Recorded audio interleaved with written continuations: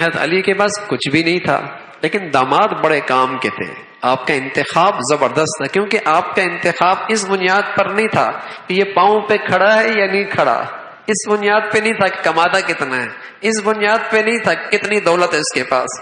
دیکھا کردار اچھا ہے، عمل اچھا ہے، اس لیے کہ بیٹیاں پیسوں سے نہیں خوش ہوتی، بیٹیاں اچھے انسانوں سے خوش ہوا کرتی ہیں. گھر دولت سے آباد نہیں ہوتے، گھر تو اچھے انسانوں سے آباد ہوتے ہیں. اگر آمدنی بہت ہے لیکن اس آدمی کے دل میں بیوی کی محبت ہی کوئی نہیں تو ایک شریف بچی اس کے پہلو میں سکون نہیں پا سکتی. اور ایک بیوی اپنے باپ کے شوہر گھر سے بہت کچھ لے کے آئی ہے لیکن اس کے دل میں شوہر کی محبت اور احترام کوئی نہیں، ایک شریف مرد اس کے پہلو میں سکون نہیں پا سکتا.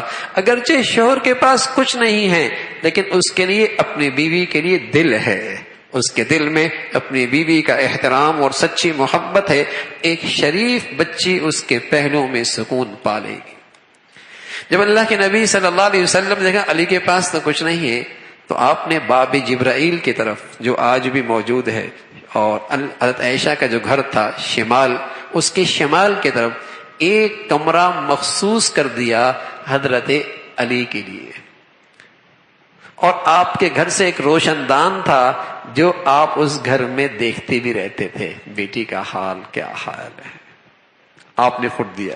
اس پر ایک بات لکھی مفسرین نے، اگر بچے والا، بیٹے والا صاحب حیثیت ہے اور وہ اپنی بیٹی کو کوئی گھر دے بھی دے تو کوئی بری بات نہیں ہے، کوئی بری بات نہیں ہے. بلکہ اگر اس کی ضروریات کو پورا کرتا رہے، تمہاری کھیتی ہے، تمہاری جنت ہے، تمہاری آخرت ہے، اگر تم اس کو سنبھالتے رہو گے تو کل پھل ملے گا. بس یہ دیکھنا کہ اس کھیتی کا نگہبان ایسے شخص کو نہ بنانا جو تمہاری کھیتی بگاڑ دے، کل تمہارا نقصان کر دے. ایک باغ، یہ جو کھیتی آپ نے بڑی مشکل سے پروان چڑھائی ہے، یہ ایسے شخص کے حوالے نہ کرنا جو اجاڑ دے، اس کا دین خراب کر دے، اس کا اخلاق خراب کر دے، اس کی حیا خراب کر دے، اس کی غیرت خراب کر دے، اس کی بندگی خراب کر دے.